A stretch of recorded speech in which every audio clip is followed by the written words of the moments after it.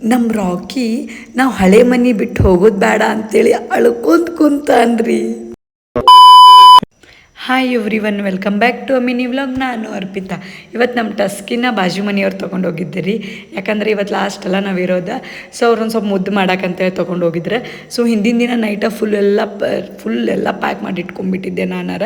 So ಹೊಸ ಮನೆಗೆ ಹೋಗೋಕೆ ಹೊಸ ಮನೆಯಿಂದ ಹಾಲು ಕಿಸಿ ಪೂಜೆ ಮಾಡ್ಕೊಂಡು ಅಲ್ಲಿಂದ ಫಸ್ಟ್ ಮಾರ್ನಿಂಗ ನಾನು ಹಾಲು ಕಿಸ್ಬಿಟ್ಟೀನಿ ರೀ. 9 to 11 o'clock ಒಳಗೆ. ಯಾಕಂದ್ರೆ ನನಗೆ ಮಧ್ಯಾಹ್ನ ಗಂಟೆ ಒಳಗೆ ಎಲ್ಲ ಶಿಫ್ಟಿಂಗ್ ಆಗಿಬಿಡ್ಬೇಕಿತ್ತು. ಯಾಕಂದರೆ ಇವತ್ತೊಂದು ವಾರ್ಡ್ರೋಬ್ನು ಆರ್ಡ್ರ್ ಮಾಡಿದ್ದೆ. ಸೊ ಅದು ಡೆಲಿವರಿ ಇವತ್ತೇ ಇಟ್ಕೊಂಡ್ಬಿಟ್ಟಿದ್ದೆ, ಅದು ಫಿಟ್ಟಿಂಗ್ನು ಇವತ್ತೇ ಇಟ್ಕೊಂಡಿದ್ದೆ.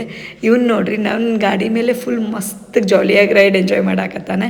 ಅಷ್ಟ್ರ ಒಳಗೆ ಒಂದು ದೊಡ್ಡ ಕಾಂಡ್ ಮಾಡ್ಕೊಂಡ್ಬಿಟ್ಟಿನಿ ರೀ ಮನ್ಯಾಗ. ಅದು ಸಿಂಕ್ ತೊಳೆಯೋಕೆ ಹೋಗಿ ಕೈನೂ ಹರ್ಕೊಂಡ್ಬಿಟ್ಟಿನಿ.